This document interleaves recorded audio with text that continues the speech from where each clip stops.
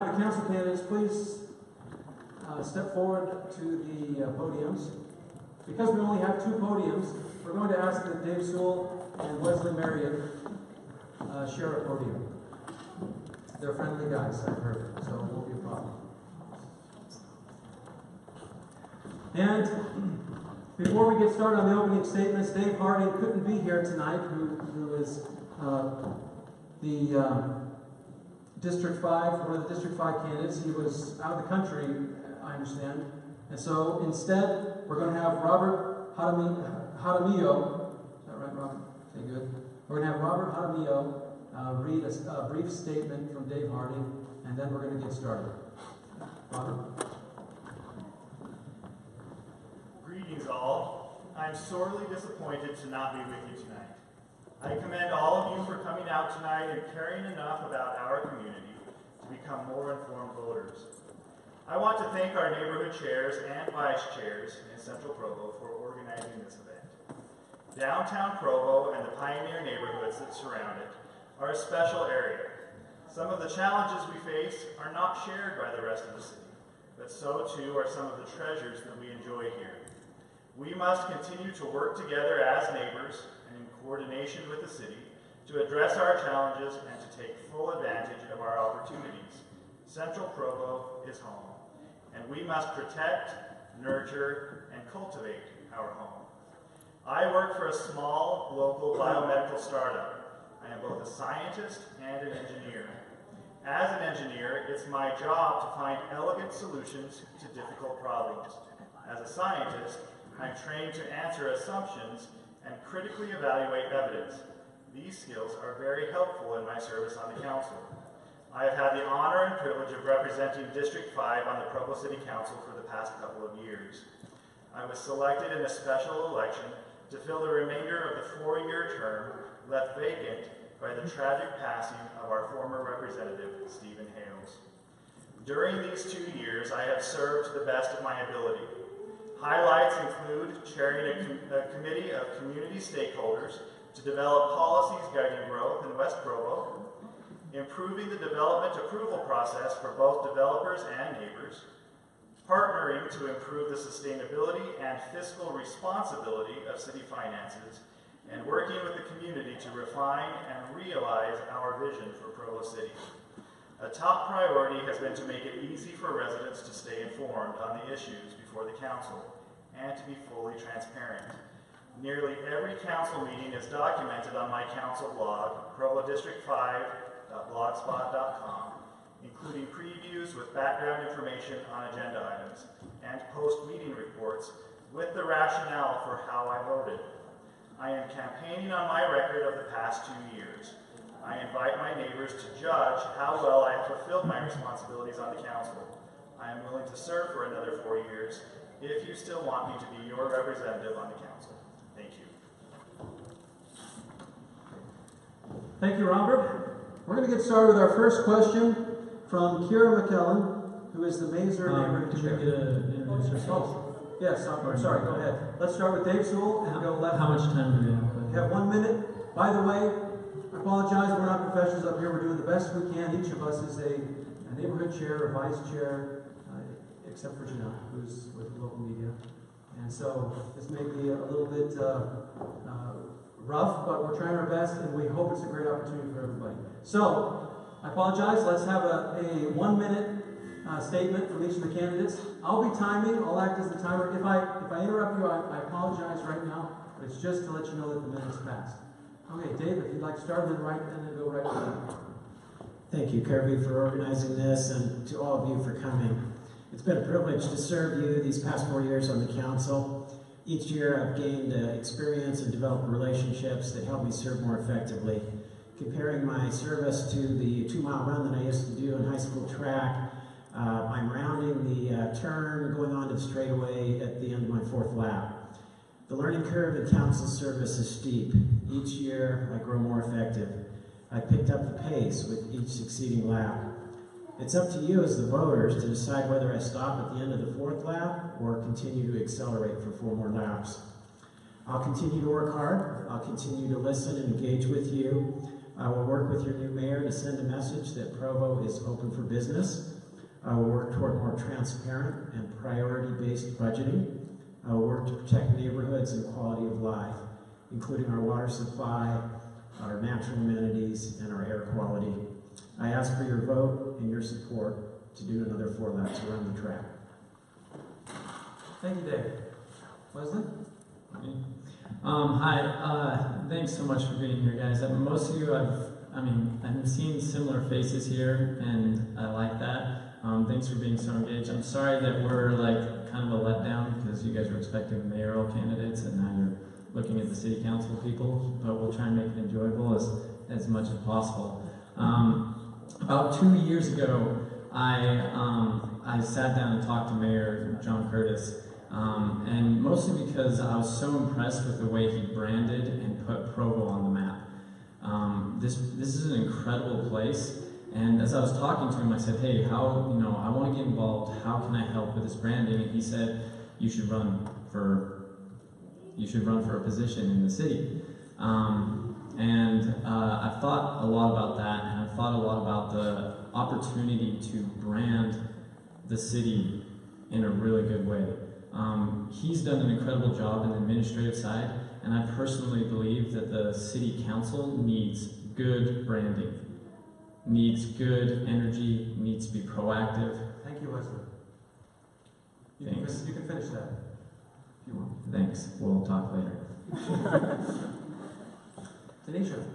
My name is Tanisha Santamella. I do have a little bit of a cold. I'm a little sick, so I'm going to try to project as much as possible right now.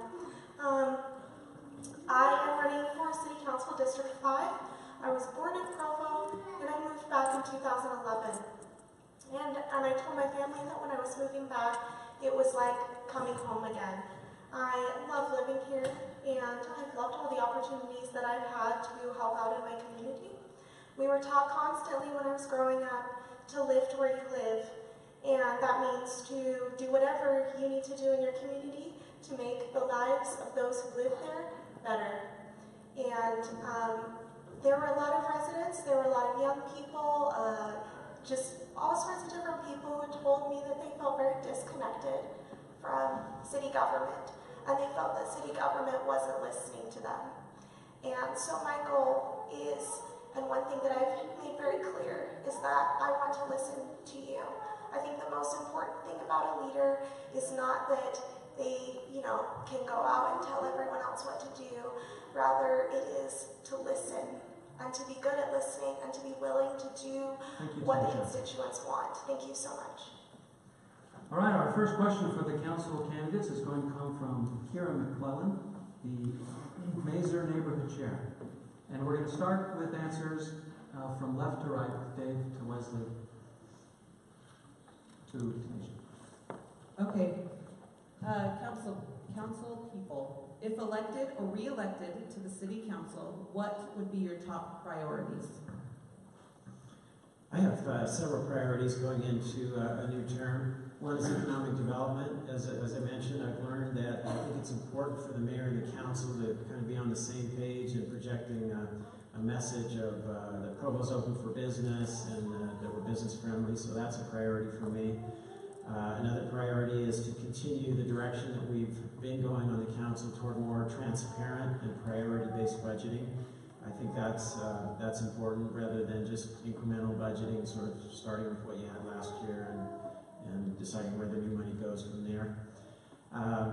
Sustainability is also very important to me, making sure that our natural resources are protected and we're planning ahead for our water supply and maintaining a good air quality and that sort of thing.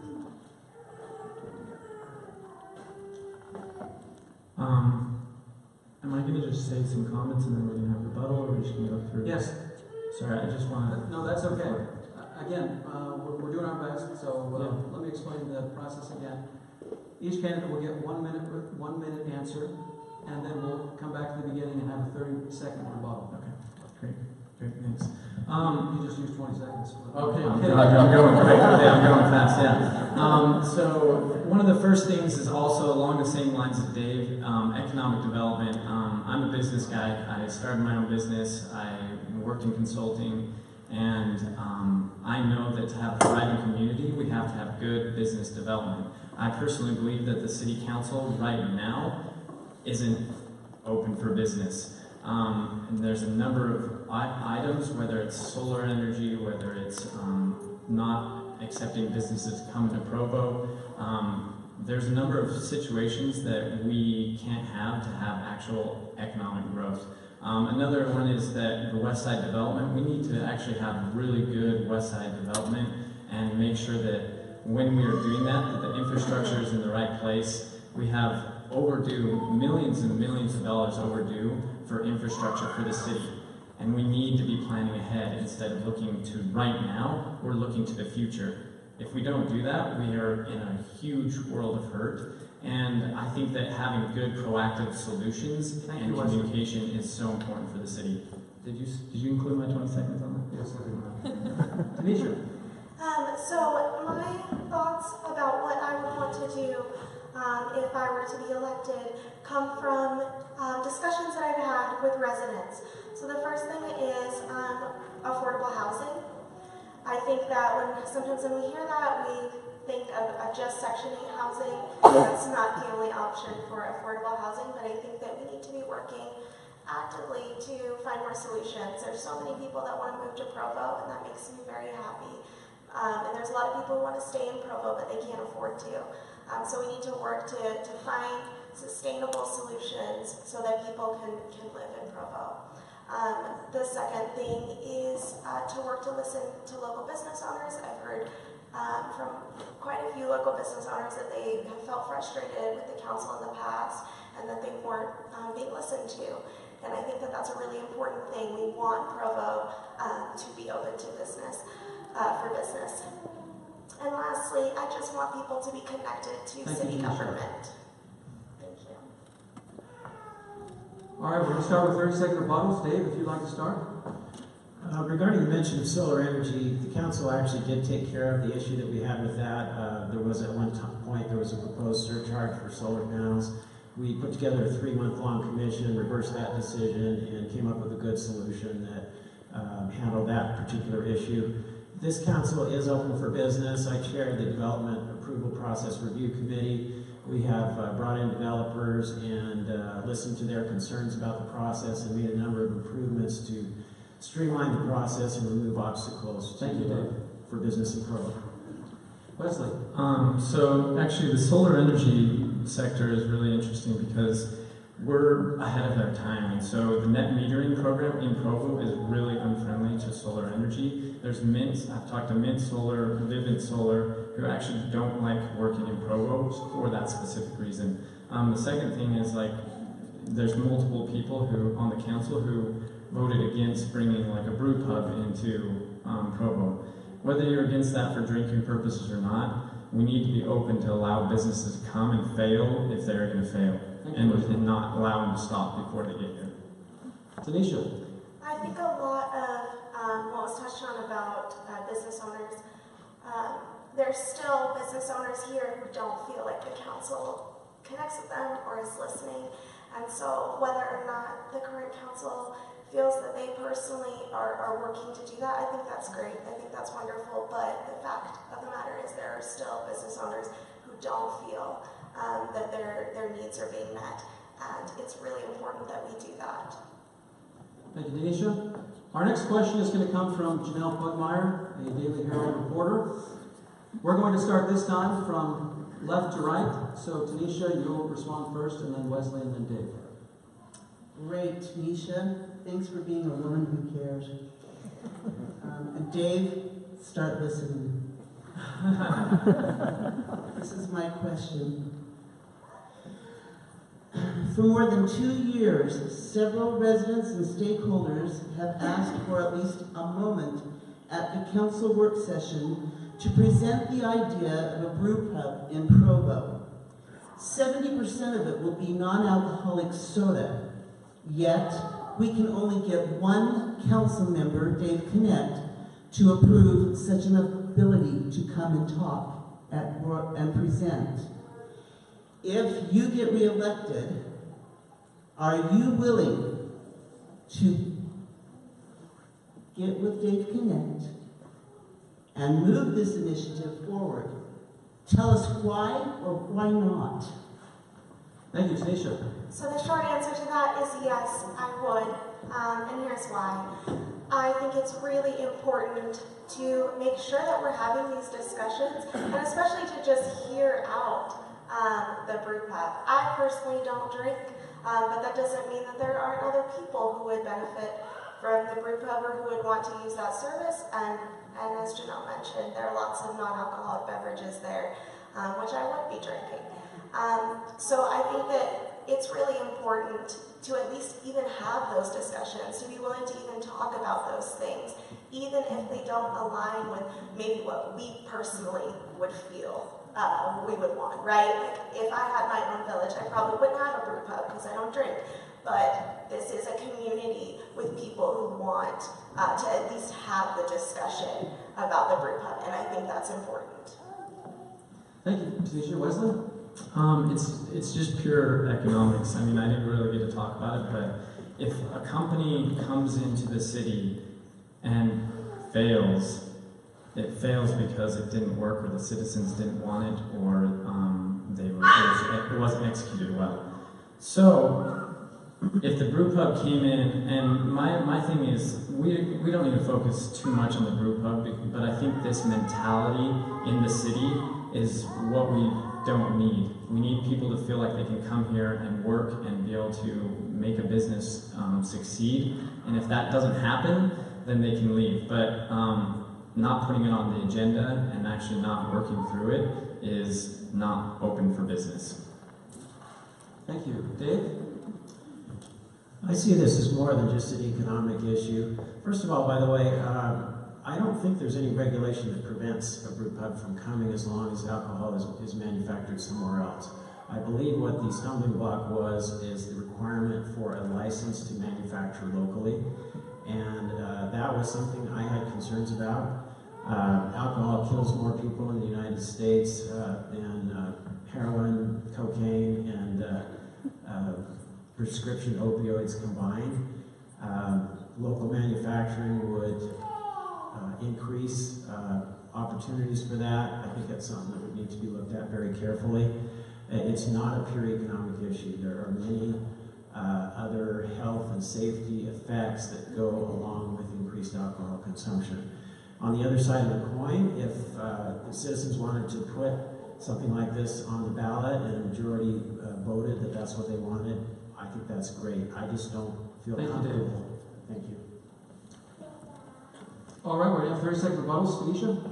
Yeah. So my first thing is, again, whether or not we're going to have a brew pub, it's important to even just have that discussion at all. And I think that was a lot of people's frustration, is that no one really wanted to have the discussion at all. I'm very sensitive, and I've worked a lot in the nonprofit sector for a while, and so it is really important to me that we are doing things that lead to safety and that wouldn't harm other people. And I don't think the brew pub would. Thank you. So if she said it was 70% non-alcoholic, the alcohol's not the problem. Like, in the end, you can go to city limits and get your alcohol, and then that could kill a lot of people. And I agree that there's a lot of dangers with alcohol. But what we're talking about is the mentality of the city council. Are we open? Are we talking about issues? Are we hearing what the people want? We didn't even put it on the agenda to talk about it, to vote about it. So we need to do that. Good. Again, this is not just a pure economic issue. It's just not a matter of attracting business. And the process here is very similar to many other issues. Somebody comes up with a proposal, goes to a council member. If there's at least 2 council members that want to have a discussion on it, then it goes on the agenda. And in this case, there weren't. That's all that happened there. Thank you. Our next question is going to come from Eric Chase, the North Park Neighborhood Vice Chair. And we're going to start with Wesley first, and then Dave, and then Tanisha. All right, thank you for coming. At this year's 4th of July parade, Encircle, a local resource center for LGBTQ plus teens and their families, had their spot in the parade revoked at the last minute when the festival organizers decided that their inclusion would be inconsistent with the standards of the Freedom Festival. The Freedom Festival receives over $150,000 in cash and in-kind services from Provo City each year. Should Provo City continue to provide funding to the Freedom Festival despite their open discrimination against LGBT community groups like Encircle? Thank you. Wesley?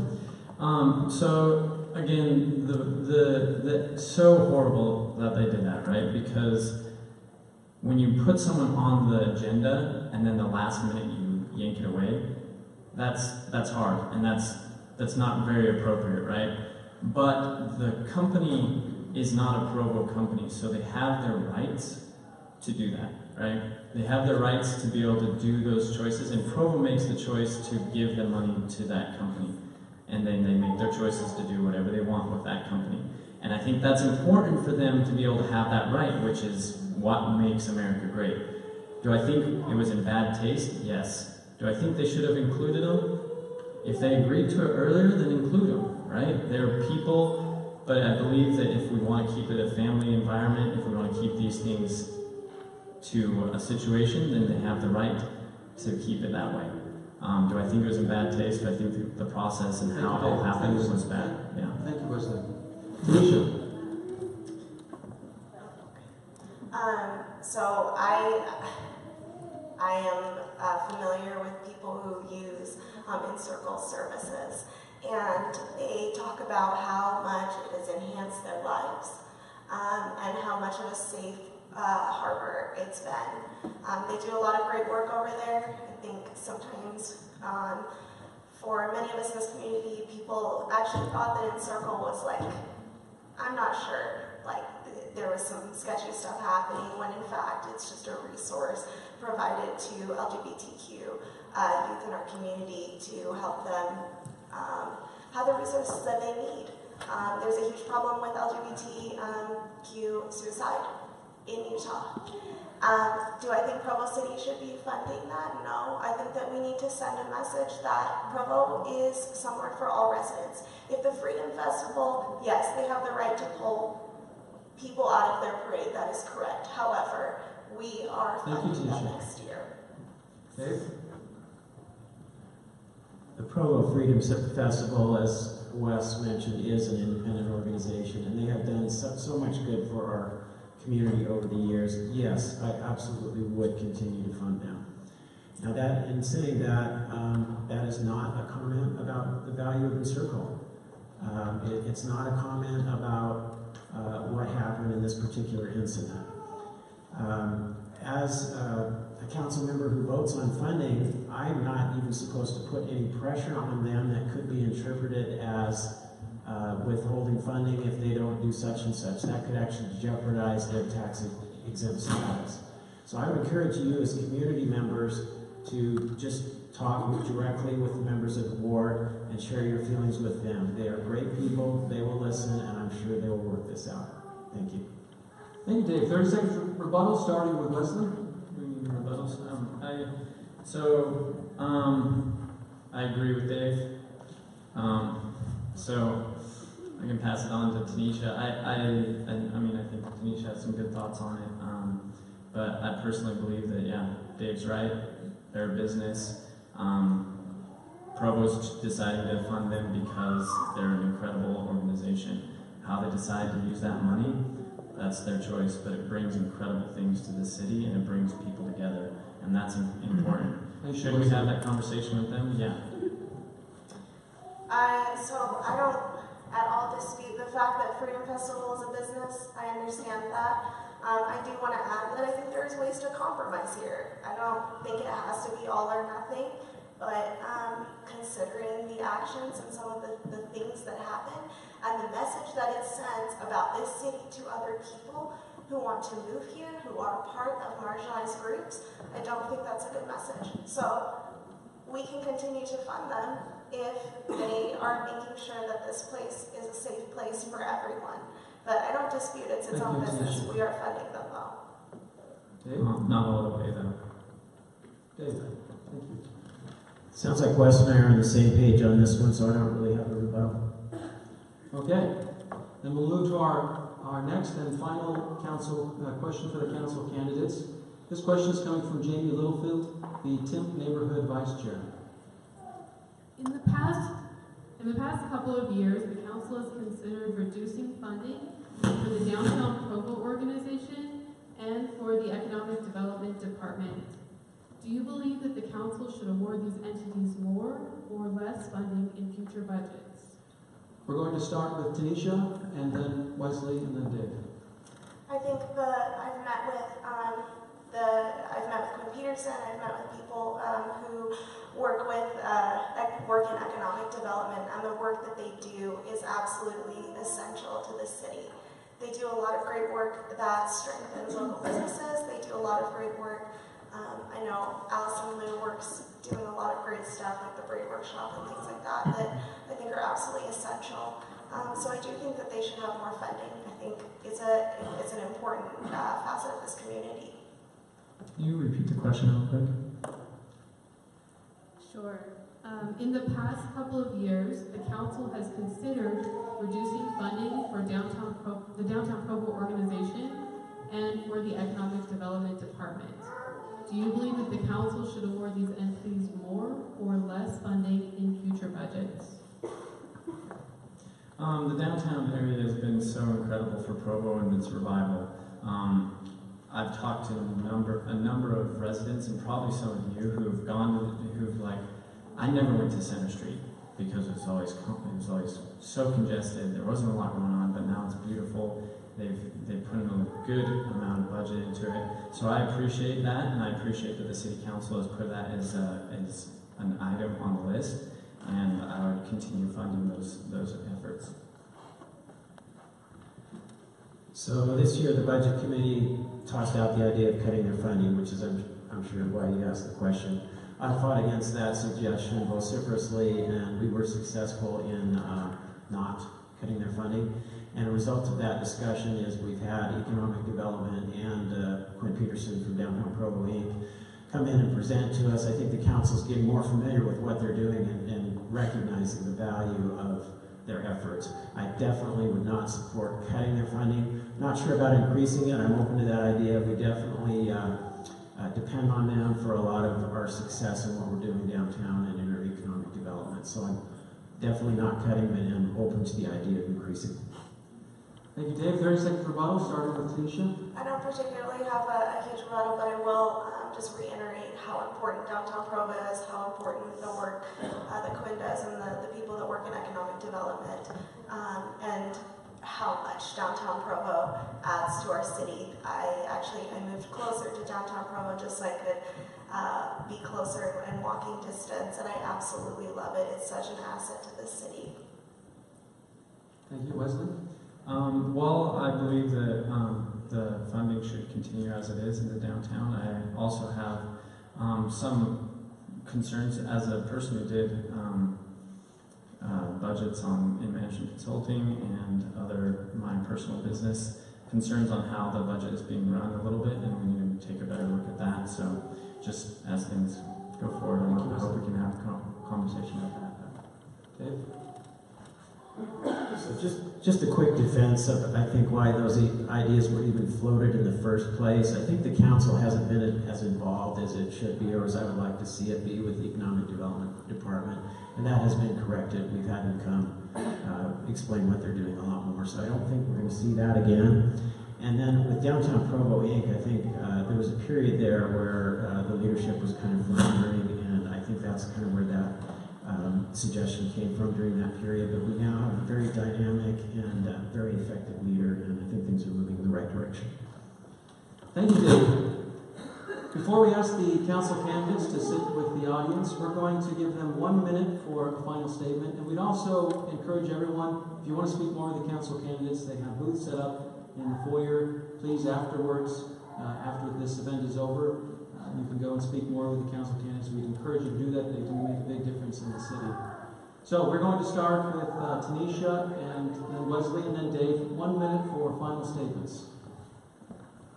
I just want to say how appreciative I am for all the moderators and for Kirby for putting this together, and for everyone who is here and took time out of your night to be part of this. It's so wonderful, and that's one of my favorite things about Provo, is to just see how actively engaged and how passionate the residents are about making this a better place to live. I would love to earn your vote, and I want to listen to you. I want to be a representative for you, for District 5. I've loved the time that I've spent in Provo, and I want to give back. And I think that we need younger leadership, considering the median age in Provo, and I think that we need a woman on the council. Thank you so much. Thanks. Yeah, I just want to reiterate, thank you so much for being here and listening to us, even though we're not the people you really want to hear, or they're behind us. But I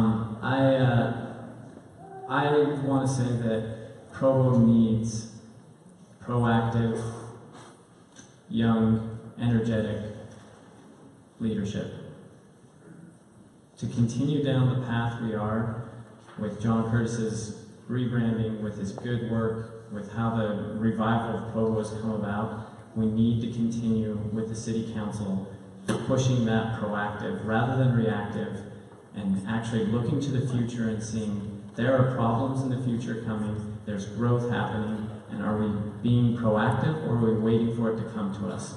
And we need the energy, and that's why I hope you have I hope you vote for me, because I will be out there working, I will be proactive, I'll be looking to the future, and I want to serve you. Thank you. Thanks for coming again. I see a lot of you that I've engaged with in various ways and on various issues. Some of you are on my email list. If any of you are interested in signing up afterwards, by the way, I'll have a sign-up sheet. I'm excited for the direction that Provo is heading. I feel optimistic. Council is being proactive. We're looking far into the future, and I want to continue doing that even more so. Again, consider it a privilege to have served you. I have plenty of energy. I work very hard, put in long hours, and I think I'm only getting more effective as time goes on. So, one more time, I would love to have your support and your vote to do another 4 years on that track. Thank you. Thank you. We would like to invite the council candidates to have a seat in the audience, and could we give the council candidates a round of applause?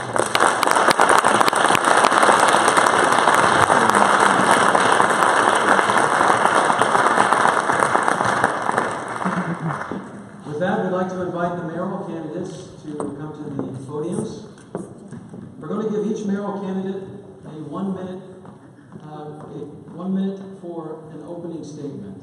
We're going to start with Michelle. Michelle, when you're ready. I'm so thrilled to be here tonight. This is coming home to me, Provo. I graduated. I was just having a little bit of a flashback. I believe I held a boy's hand for the first time, right? Out in that audience during an assembly.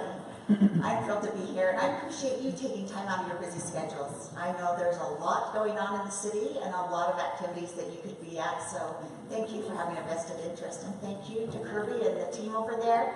This is great. Let me just quickly tell you a little bit about myself. I was born and raised in Provo. I was raised by a single mom with 7 siblings. I had to work for everything I got. Nothing came easy.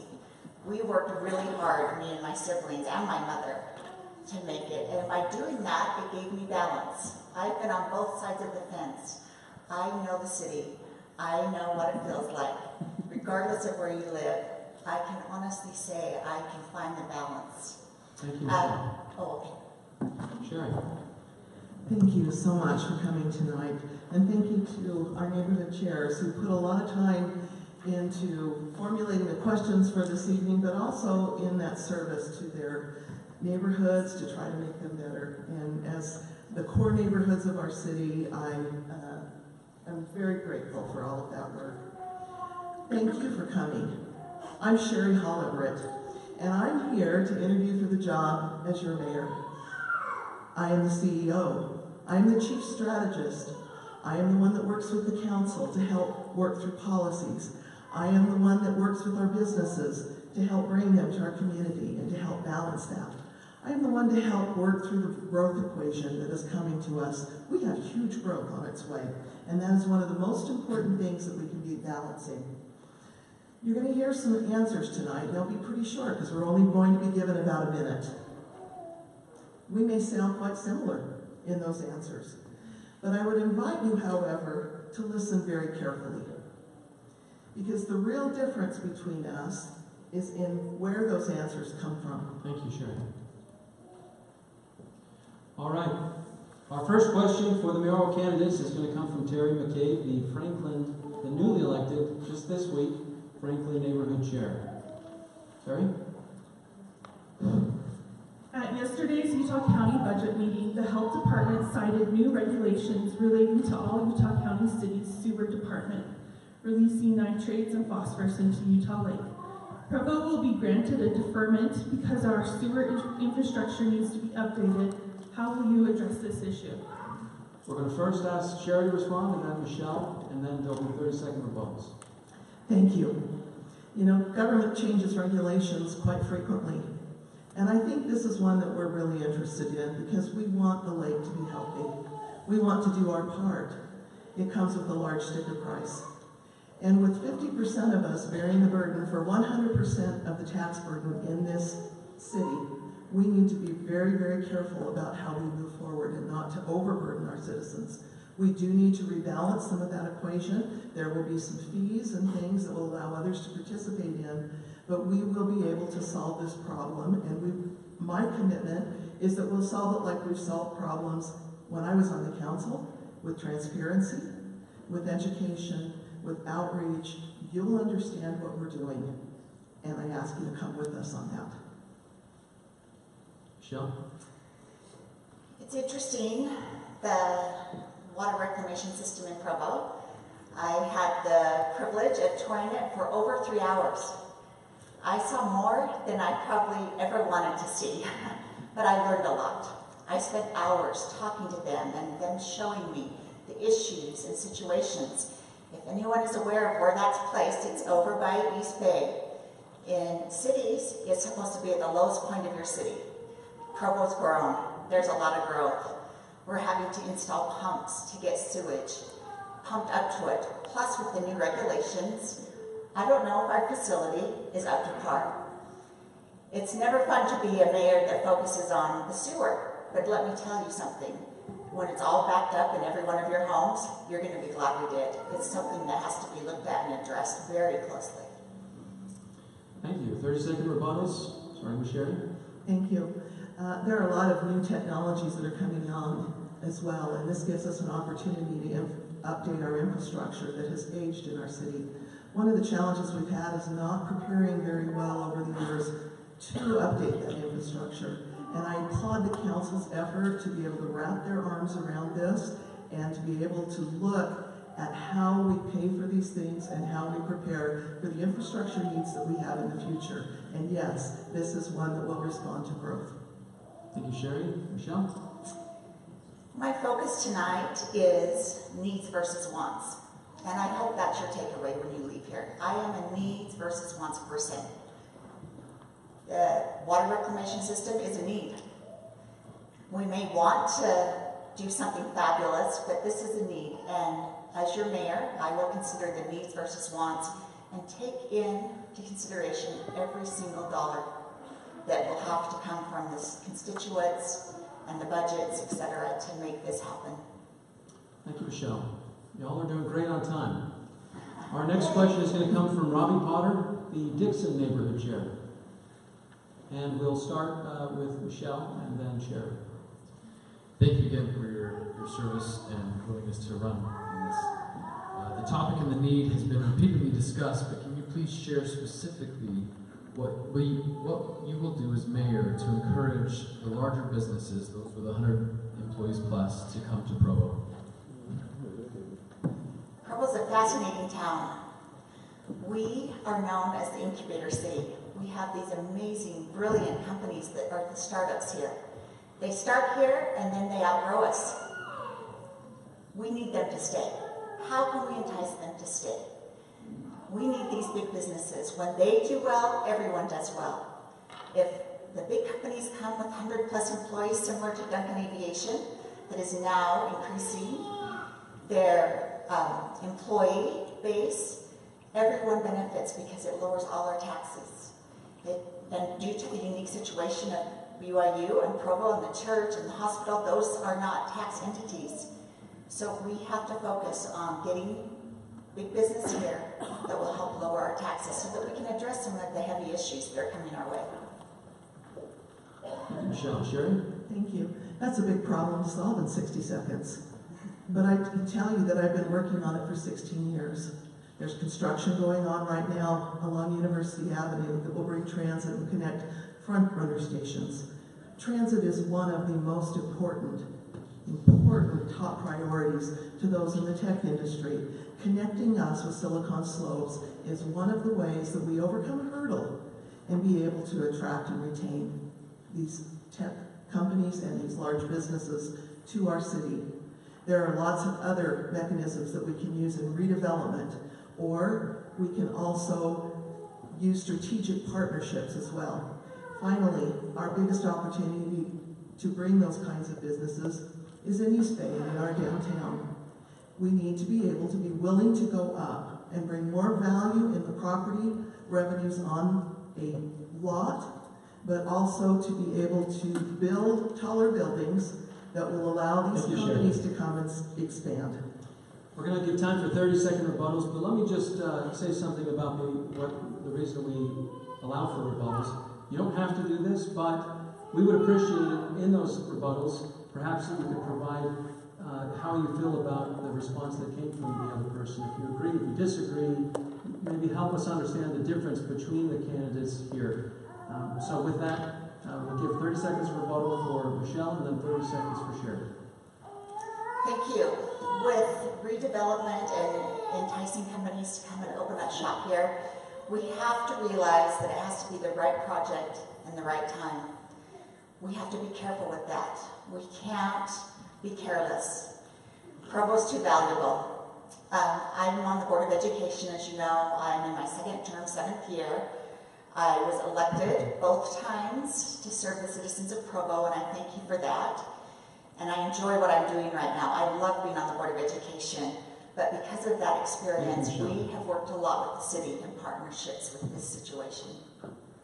Thank you. What I've heard from my opponent is that she studied a lot of these things. She's worked on the school board, but we're watching these businesses come in to other communities. Sandy has added 7 12-story buildings with jobs that median income is at $90,000 a year.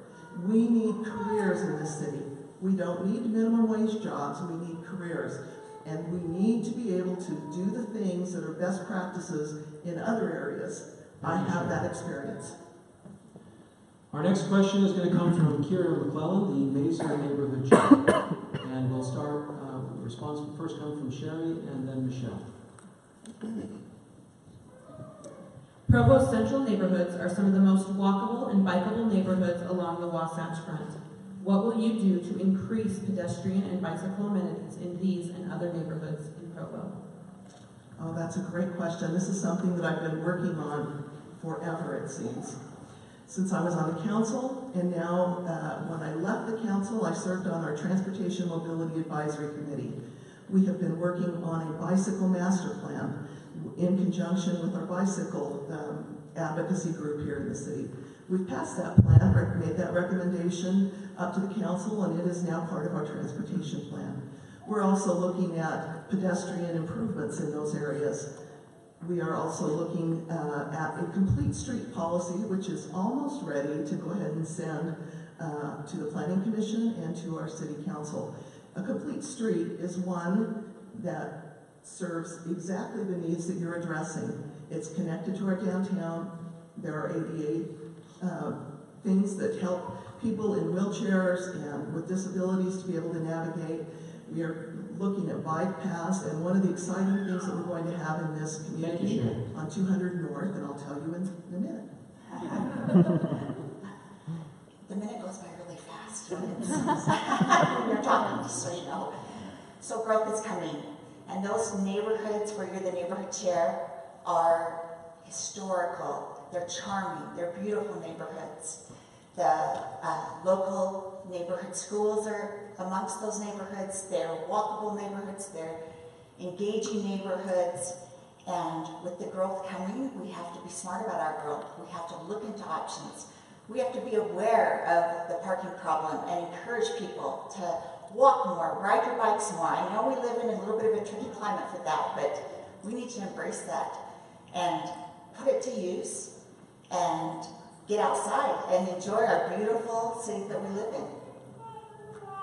Thank you, Michelle. Sherrie, 30-second rebuttal. I agree, those are beautiful historic neighborhoods. On 200 North, in order to keep it beautiful and historic, and because there aren't a lot of parks in our walking neighborhood, we're creating a linear park all the way up, it's not 200 North, excuse me, 200 East. We're creating a linear park all the way up the 200 East corridor. It will be a bike boulevard. It will allow those students that travel on Front Runner to be able to come from the Front Runner station and have a protected route all the way to BYU. That's an actual solution that I've been. So while we talk about the things, I'm doing them. It's interesting because that is going to be such a big asset to our community.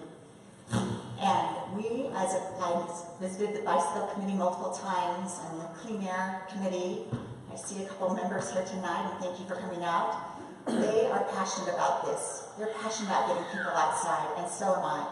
I will do whatever I can as your mayor to promote that and get the community engaged in biking, walking, and using our roads in the most effective way. Thank you, Michelle. That was a perfect 30 seconds there. Woo-hoo! All right, our next question is going to come from Janelle Pugmire, Daily Herald reporter. Janelle? Who gets this question? Oh, yes. And this question first will go to Michelle and then Sherrie. Hey, Michelle. Hi, Michelle. Hi. Nice to see you over there. Nice to see you. Thank you. Okay, here we go. Now, if I can read this, I'm sorry, I'm a little old lady here. The downtown neighborhood, that's all you guys, are filled with vibrant families that have a flavor of diversity and a difference that maybe than their neighbors on the East Bench or River Bottoms or whatever. But they make up a huge part of Provo. With that sometimes comes schisms. Residents maybe think, live, eat, worship, whatever, differently. So the question I have to you is, these differences can cause schisms within the city, within schools and churches. What is your plan to unify and build bridges with residents as Provo continues to grow and burgeon and change? Michelle? You used two key words in your question, Janelle, so thank you. Bridge building and engage. Those are things that I plan to do, and I have done. My track record speaks for it. If you'll go back and look at my board track record and my other boards I sit on, you'll see that I have the reputation for being a bridge builder. We know our neighbors in Provo. Our neighbors, we care about them. We share the good times and the bad times with our neighbors. And we have to be very aware of diversity. The good thing is look at me, I'm Michelle Kafusi. I'm not Tongan or Polynesian, but I married the dang cutest Polynesian you've ever seen. And so talk about diversity, I'm all over that. I'm living it. Thank you, Michelle. Sherrie? Thank you. We are becoming more diverse, and I love it. We have great people with great contributions. And when we as citizens begin to look at people for the value of who they are and what their gifts are and how they contribute, we see them as people. And the problems that we think we have by not honoring diversity disappear because they're individuals. I see people as individuals. I see their contribution. And one of the great joys of the last several decades of my public service has been exploring different ideas with people, having them tell me what's important to them, sitting down and working on problems together, not agreeing and walking away as great friends anyway. And then even coming up with a third alternative. I love Covey's principle of third alternatives. Thank you, Sherrie. Rebecca? 30-second rebuttal. Fantastic. I actually want to share a little story with you. My son came home from school one day and said, "Mom, you didn't tell me I was brown." I said, "Who told you you were brown?" He's like, "My teacher. You didn't tell me I was brown." And I thought, oh, that's so interesting. So immediately, because the hands-on mom I am, I run down to the school and sign up to volunteer and be the room mother and engage in that classroom so I can learn. And did it go off? Oh, there we go. And immediately submerged myself and immersed myself with all the families and started working with the multicultural, and it's been fantastic. Sherrie? At the core, each of us is diverse. Each of us is an individual. Each of us has love and passion for what we do in this community.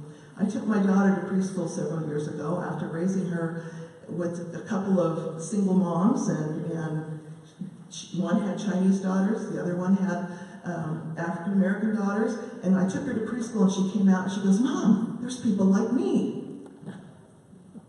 It was kind of a reverse for that. But I've never ever seen color.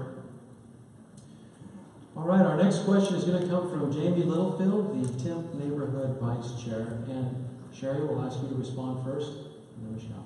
Okay, here comes a long one, but it's an important one for downtown. So, Provo City Code requires that new parking structures in the downtown 2 zone are built inside of the middle of the block rather than facing the street.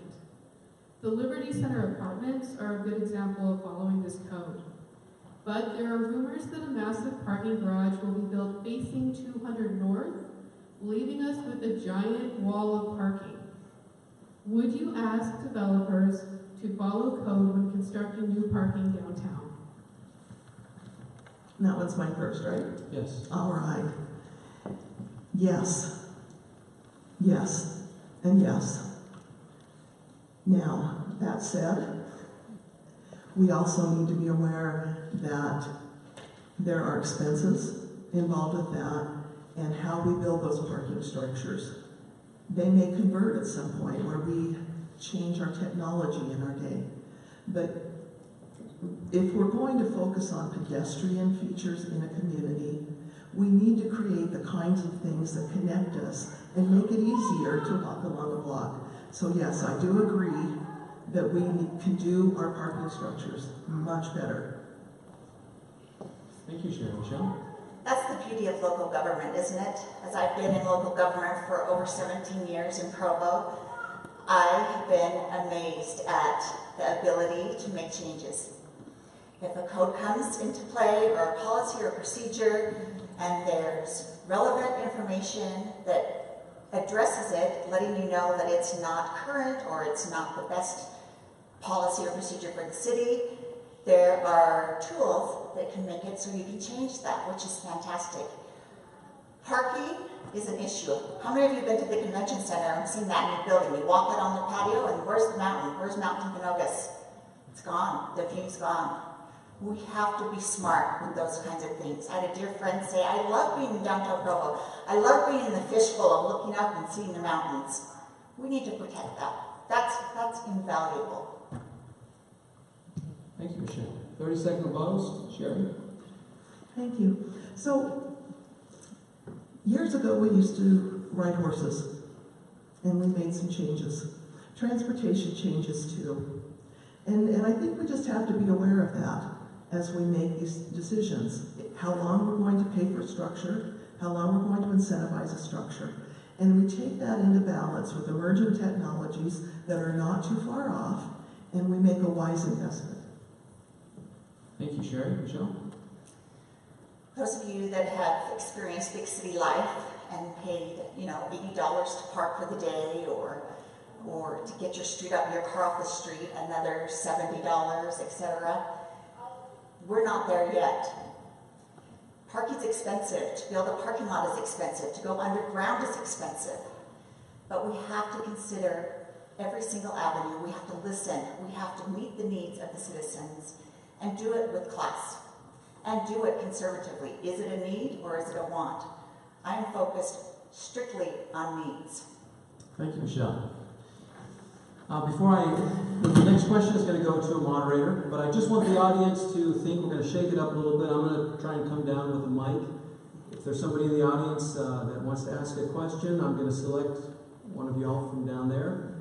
So just keep that in mind. That'll be the next question, the question after the next question. The next question is going to be from Eric Chase, the North Park Neighborhood Vice Chair.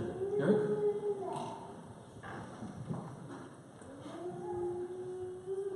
Provo City owns its own power company, and one of the mayor's responsibilities is to be the head of that utility.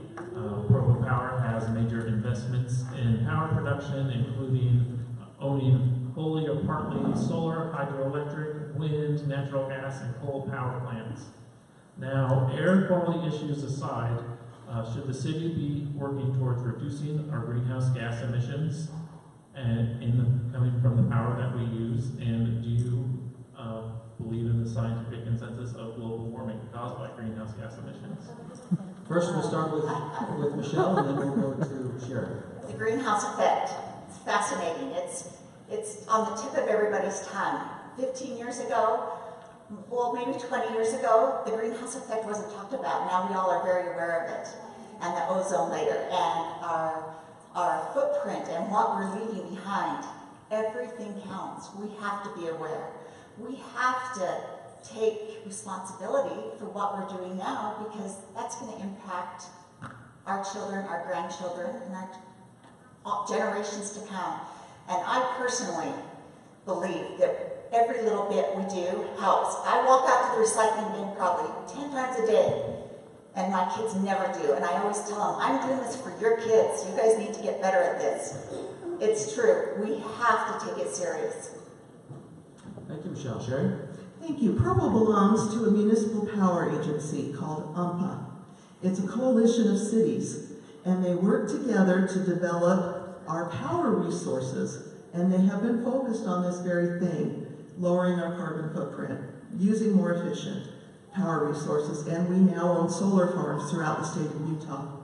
That being said, every morning somebody at Provo City wakes up and they find the least expensive fuel or electricity on the market, and they purchase what we need each day. The other systems are there for backup, and that's how we save so much money. Our power company is amazing, and it's something that is an incredible asset for this community. That organization is already doing the very thing you're asking for. They're even working on ways for us to participate as citizens in solar, even if we don't install solar into our home. And so I am very much in favor of us moving forward with our power agency. We're going to give you each 30 seconds for a rebuttal. Just a reminder, maybe you could help us understand where you might be different than your opponent on this issue, if you would like to do that. Michelle? UMPA is where the mayors from every city come together and discuss our power needs and power wants. And they have to collaborate and they have to work together in order to make our power work as well as it does. We're lucky that we have this. It's a huge asset to Provo. We need to be careful with it. Something that we're currently looking into with Provo Power is private investors coming in and helping us with green gases and being green efficient and putting the money there privately so that it doesn't have to impact our taxpayers. I think where we're different is that I have spent 4 years on the council working through our municipal power, and that interest has continued in the 6 years, gosh, how long has that been? 4 years? 6 years? I can't remember. That I've been off the council. And so that's our difference. I know the director of UMPA. I know the member communities. I know the mayors that sit on that board. Thank you, Sherrie. All right, we're going to mix this up just a little bit.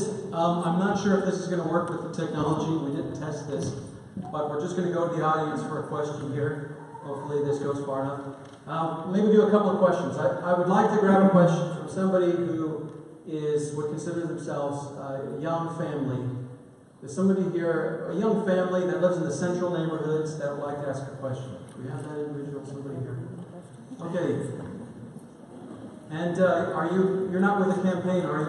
Okay. I'd like these questions to come from those that aren't with campaigns. Thank you. If you could introduce yourself and then ask a question for the candidates, we'll do the same format. Actually, hold on a second. I think we're going to change it up a little bit. With this question, we want to see how you're a little different. So we're going to give you another minute for rebuttal. I know it can be hard with 30 seconds. You're worried about getting responses. So we'll give you a little more time. So it'll be a minute response and then a minute rebuttal. And the question will start with Sherrie, the first one to respond. Thank you. I'm Austin Taylor. I live in the Dixon neighborhood. And I just bought a house there. BYU students as well. Can you hold the mic close to you? Yeah, I'm 23, she's 24. So outdoor recreation is something that's very important to us, as is conservation. We love Utah Lake, we love going there, but sometimes it's not so recreation friendly. So what would you guys do to work with the State Parks Agency to make that something that people would want to go to? Thank you. Sherrie? Thank you. We do love our recreation here in Provo. It's one of the things that we have been incredibly successful with. I believe that one of the great ways that we as a city can partner is making access to the lake better, and that is happening right now with the redevelopment of the trail. We can get on our bikes, we can walk, we can hike, we can get to the lake. But also, we participate on the Utah Lake Commission, and there is a long-range plan. And some of those steps take a while, and it feels like it's slow. But they are slowly moving towards the solutions that will bring that lake back and make it even more enjoyable for us. The other one, I think, lies in helping us treat our sewage. We're going to have to put that, nobody likes to go to the lake and deal with green algae. And that happens only rarely, but the branding aspect of that lasts a lot longer in our minds. Thank you, Sherrie. Michelle? So, actually, green algae is good. It's the blue algae we're worried about. And the problem is that when it comes, it lets off a gas of some sort. And the way it gets stimulated is because Utah Lake is a shallow lake. And when the sun hits that, it hits the spores and they begin to develop and cause the problems. That's where the problems lie.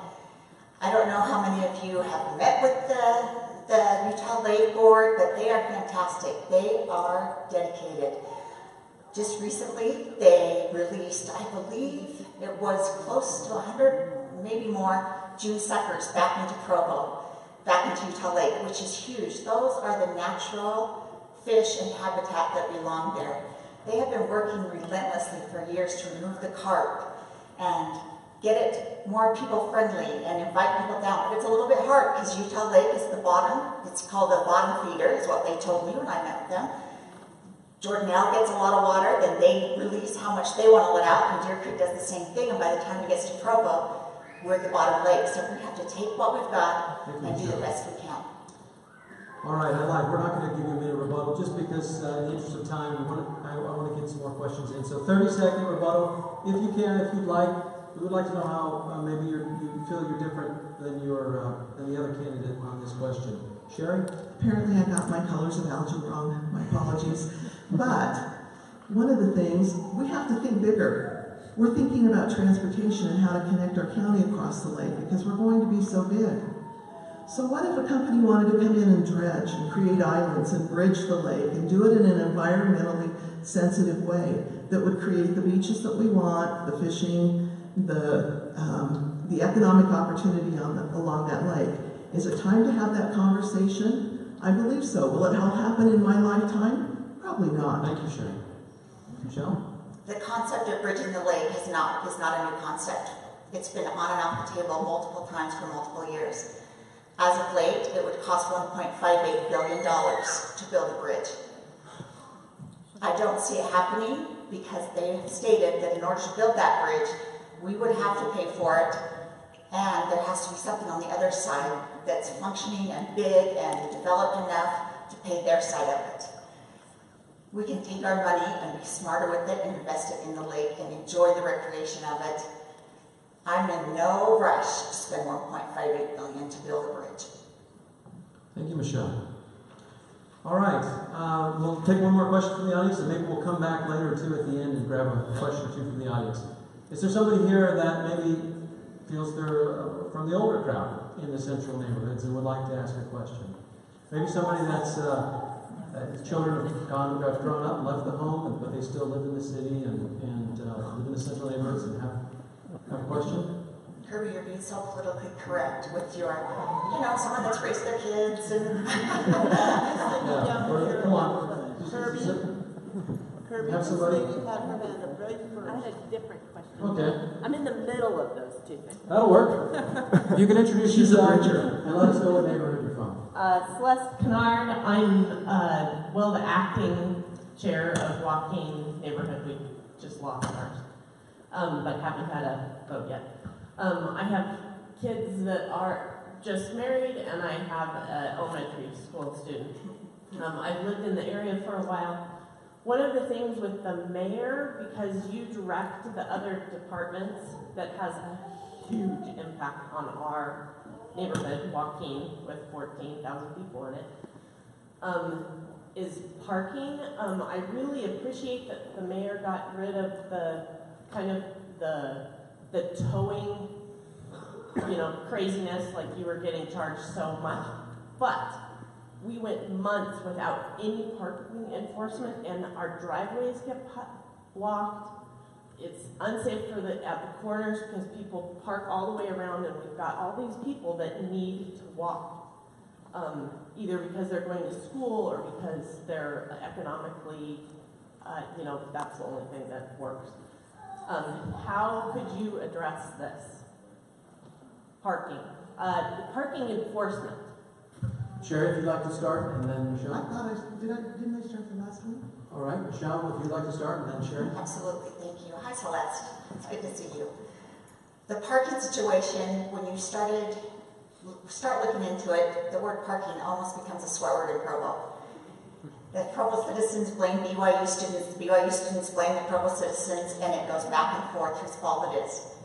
I'm not about pointing and putting blame on others. I'm about solving problems, bridging the gap. We're going to fix that parking problem, and we need to enforce.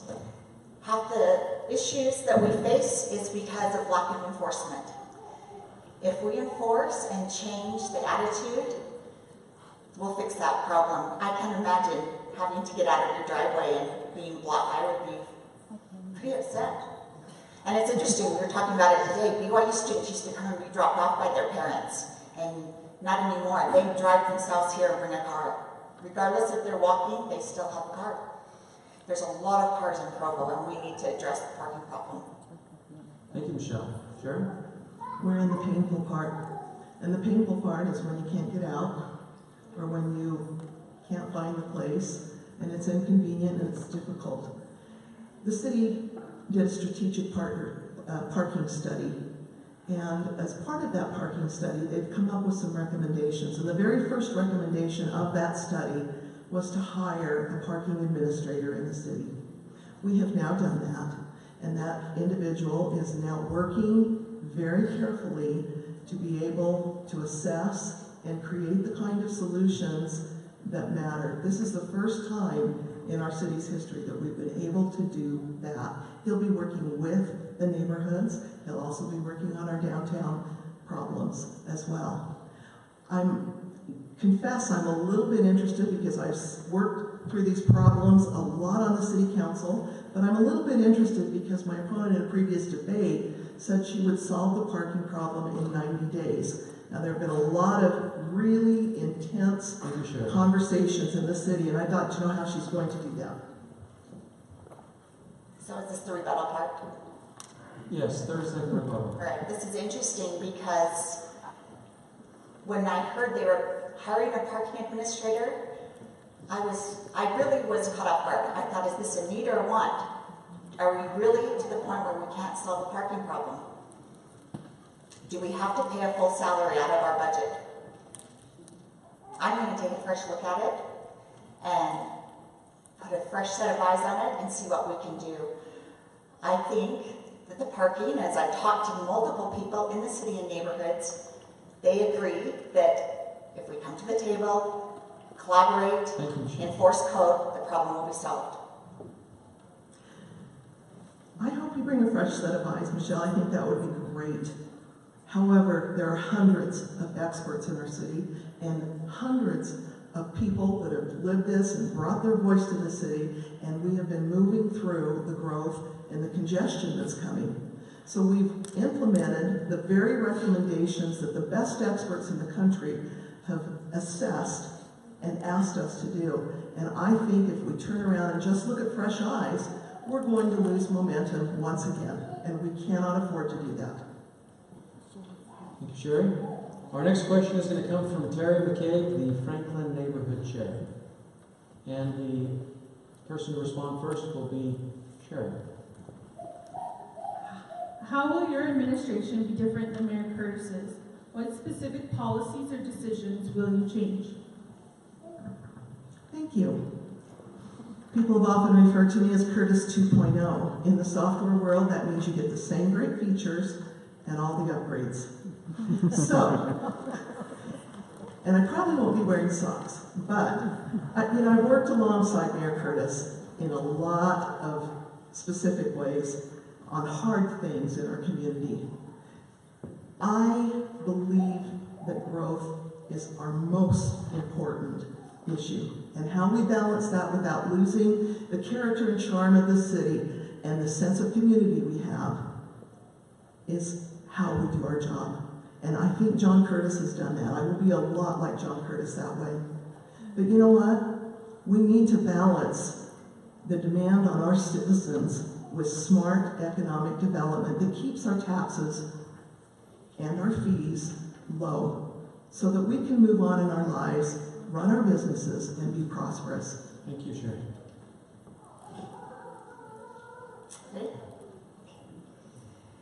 So I'm not John Curtis.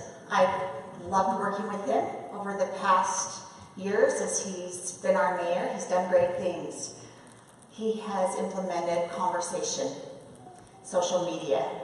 Those things are vital to our city, and I appreciate that. And as your mayor, Mayor Kafusi, will build on that momentum and keep this social media going and come up with other ways to engage the community and the citizens. I will continue what Mayor Curtis has started, and not only continue, but build on it. About 3 years ago, as the community, various community people came to me and said, would you run for mayor? We really want you to think about it and consider it. As I sat there, some of the things I looked at is the way the city's laid out from our previous council members and mayors. We are a north-south city. What is wrong with this? Did we forget that east and west? We have got to embrace east and west and get some traffic flow going east and west. It's a nightmare to get caught behind one of those trains over there. 30-second rebuttal, starting with Sherrie. I was doing social media before John Curtis. And I have belonged to our social media discussion groups and engaged on a deep level, probably more so than any other candidate that's been in this race. And although you've been invited to participate, Michelle, you rarely participate in the group of 3,000 people who want to talk issues with you, but you don't engage.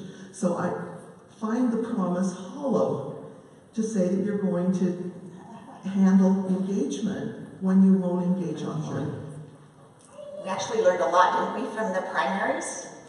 Odell Minor, who was beating Sherrie at various points in the campaign, had zero social media presence, and yet came through with high numbers.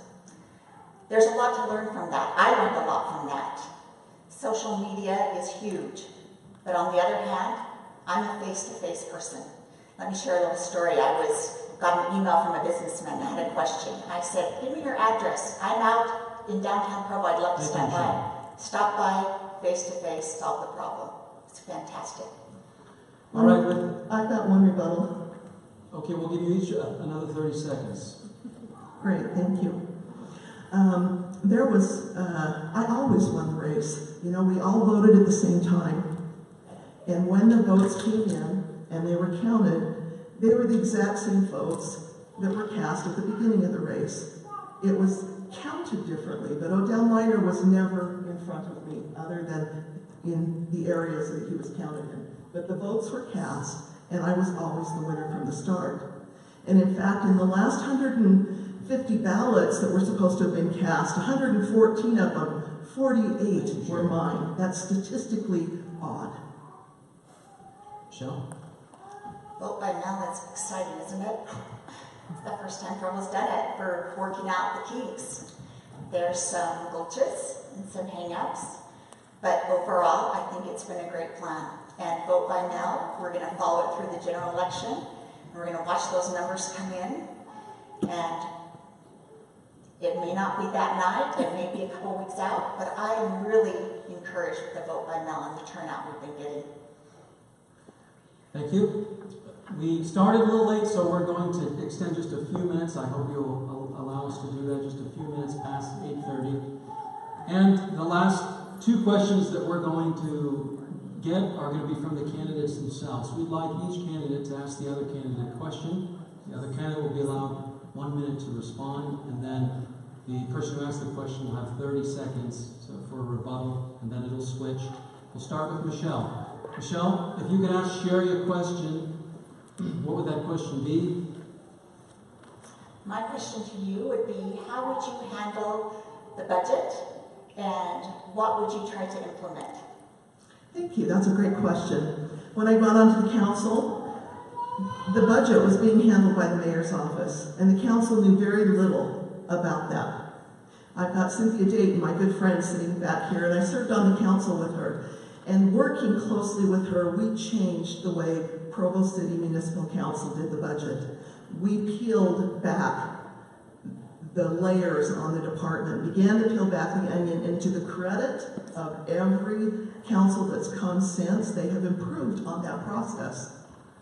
I believe in transparency. I have fought for transparency. I have lived transparency in my life, and I want this council and this mayor to work together to do the things that strategically set our direction as a city, not just for us, but for our children, for our grandchildren, for the careers that we have. And so when we do our budget, thank you, Sherrie, it will be balanced. Michelle, you have an opportunity for 30 seconds to respond. The budget is always a hot topic, isn't it? Our school board budget is $120 million with assets for over $300 million. We've been balancing that budget even during the recession, one of the only districts in the state that came in on budget. We've run awards. We know how to handle money. We know how to be very tight with our budgets, and I will do that. I also like the concept of the 3% stress test. I would like the budgets to have everyone look at their budget and say, where could I cut 3% if I had to? Thank you, Michelle. Sherrie, if you had an opportunity to ask Michelle a question, what would that question be, please? Well, you do have an opportunity. I want to know what her plan is. I'm going to go back to the social media thing because I think that is really, really important in our community. And so I'm going to let you split your two answers. I want to know what your plan is moving forward to engage with this community that wants to engage.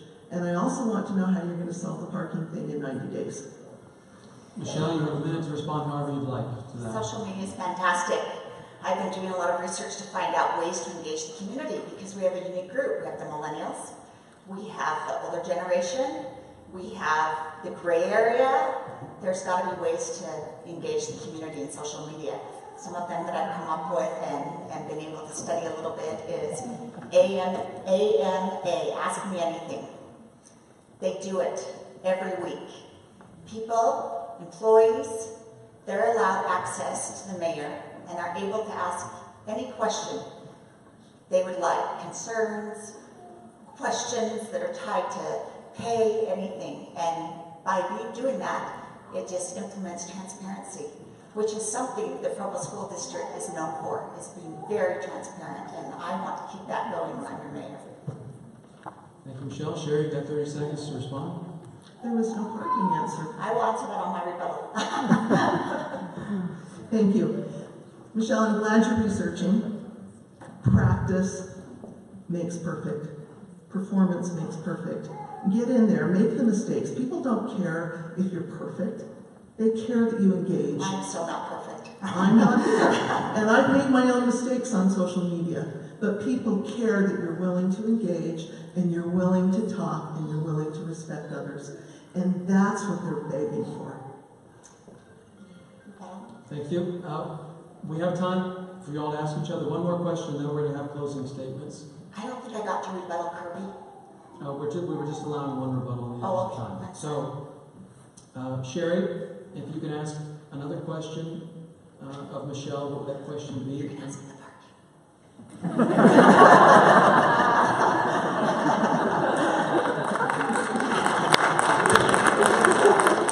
What was that, Michelle? I think what I want to ask, because it's so dear to me and so important to me, Michelle, is I want to know what your preparation has been to guide Provo through growth. Michelle, you have 1 minute to respond, and then Sherrie will get a 30-second rebuttal, and then you'll get an opportunity to ask a question for her, and then we'll go to closing statement. So 1 minute to respond to that about growth. Absolutely. Growth. I deal with growth every day at the Provo School District. We are constantly having to deal with issues with growth, with boundaries, with school enrollment, with classroom size. I've been dealing with growth for years. The key to growth is being proactive, not reactive. We need to get ahead of the game. The 2030 plan is fantastic, but if a natural disaster were to happen tomorrow, that would go out the door. We need to be prepared and be flexible. And I don't have all the answers. I'm not a my way or the highway gal. I'm a listener, and I want to bring everyone to the table, listen to what they have to say, think about it, talk to my constituents, my committee, my people, and then we will make the best decisions that will impact the entire city of Provo for the better. Thank you, Michelle. A 30-second response, if you'd like, Sherrie. When I first heard Michelle was in the race, her stance on BRT changed. She told some downtown business owners that no one would ever ride it. And then we learned a few more facts, and she told people that, well, it's coming, and I'm going to hold UT's feet to the fire. It's on record. You can look at the videos because it's there. And then now we're going to make the very best of it. And I am so glad she has come that way. So BRT started in 2006. Michelle? Yes. We're going to let you ask the last question of Sherrie, and then you'll get a chance to respond after that with 30 seconds. This current question or the one I asked? Any question you'd like, a question you'd like to ask for Sherrie. Okay, my question would be, how are you going to develop and build on that relationship we have with Brigham Young University? And what are your skill set for that? Absolutely. I spent a lot of time meeting with the people at BYU. I was a student there, and I've been part of the community. I know BYU is expanding in the land. I guess I would say one of my concerns is, you know, I know you work, or your husband works for BYU. We are going to be doing a lot of land deals with BYU. How do you recuse yourself from negotiating through those deals? Well, it's the same kind of conflict of interest that people have said, you know, exists for me in serving on a volunteer capacity on a committee in Provo. So BYU is an important part of our community, but so is UVU, and so is Rocky Mountain University. And how we help their students feel welcome and part of this community is something we've been working on all along with the rooftop concerts, with rebranding Provo, and with getting the kind of transportation that brings them into the heart of our city. Thank you, Sherrie. Michelle, you have an opportunity for 30-second response. I love the energy of the students. We love the football team. We really do.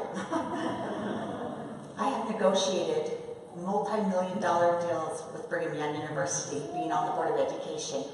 And yes, a conflict of interest has been brought up. Never once have I been asked to recuse my vote or step down and not participate. BYU, Provo City, Provo Board of Education, it's a business deal when we go to the negotiating table, and it's handled professionally, and that is how I will handle it. Thank you, Michelle. I need to rebut that. No rebuttals? So what we're going to do is you'll have an opportunity to closing statements if you want to use that time. We're going to give the candidates 1 minute each for their closing statements, but before I do that, I just want to say thank you very much for coming out as the North Park Neighborhood Chair. My biggest reason for doing this wasn't for any one of these candidates or the council candidates. It was because I want to see more neighbors, more residents, especially in the central neighborhoods, get involved. In the North Park neighborhood, we have about a 6% voter participation rate. Is that right, Eric? That's a little more. 6 or 7%. So out of 850 voters, we had about 65 that voted in the primary. And that's very disappointing. It's the same situation with a lot of these central neighborhoods and other neighborhoods in Provo. And there's reasons for that. We're not going to get into it now. But I just wanted to say that we can change that. It's good to change that. It's good for us to be involved and to get our neighbors involved. So we want to do more events like this. One of the things that we're thinking of doing in January is having a spaghetti dinner for the central neighborhoods. We would hope that you come back for that, get more involved, and participate. Because even though one of these ladies is going to be the one in charge, really the ones in charge of our city are each of us. Your vote matters, it counts. We're really grateful that you showed up today and participated. With that, I'm going to give each of the candidates 1 minute to respond. First Michelle and then Sherrie. You can use that minute however you'd like. Sorry, not to respond, but to offer your closing statements. After which, we encourage everybody to go to the foyer, meet with the candidates, talk with them a little more. If you had a question you wanted to ask, then you can ask it then. Thank you very much for coming tonight. Closing statements, Michelle and Sherrie. My name is Michelle Cavusi. I try and think of ways to drive home from the district office where I don't have to see my name all over the place. That is my name, and that's part of the campaigning. I believe in keeping Provo strong. I believe in strong fiscal management, strong engagement. I want to hear from you. You are going to be heard. As I've been knocking doors, the majority of the citizens have said, we don't feel like we're heard. Well, we're going to change that. We are going to engage this community. It's your city. You're the ones that are making the decisions for the future of Provo. And we need to work together and make Provo better than it already is. I already think it's fantastic, but we are going to make it better. I ask for your vote. My cell is 801-319-4999. I would love to talk to you. I'll come to your house. Whatever I can do, because I would love to go face to face and talk about and listen to your concerns. Again, I ask for your vote. Thank you. Thank you, Michelle. Sherrie? I'm going to use 5 seconds. Under Utah State Code, the person is responsible for recusing themselves, not the organization. Now, let's go to the closing statement. Thank you for coming. You're here because you love the city and you want the very best from it. Growth scares us, but some of us aren't scared by growth. We know how to move us through and navigate through that. I'll be your advocate. We'll work through this together. We'll do it with transparency. We'll do it with citizen engagement. We'll do it with all the information, just like we did the rec center. I'll foster the business opportunities that will help us take advantage of the tech boom that we are going to be experiencing in this area. It's a powerhouse, and it fosters all kinds of other industries, including an emerging media industry and a startup scene that is second to none in the nation. They will support a medical school and the surrounding businesses that will come as part of that medical school. The research part. Thank you, Sherrie. Thank you. All right, well, we want to thank a few people, or actually a few organizations. We want to thank the Provo High School for letting us use this facility. And we want to thank the neighborhood chairs and vice chairs for coming up with the questions, for getting the message out to the neighborhoods. And we also want to thank the candidates for making their time to come and speak to us. Again, we encourage you to ask more questions, stick around a little bit later, talk with the neighborhood chairs and vice chairs, talk with the candidates. Can we get a round of applause for the candidates?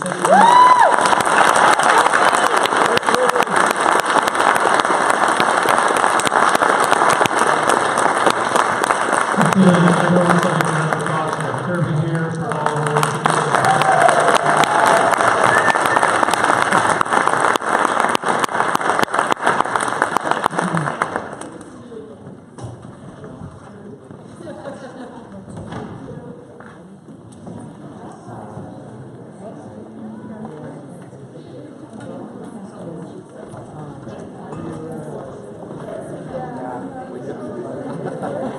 No,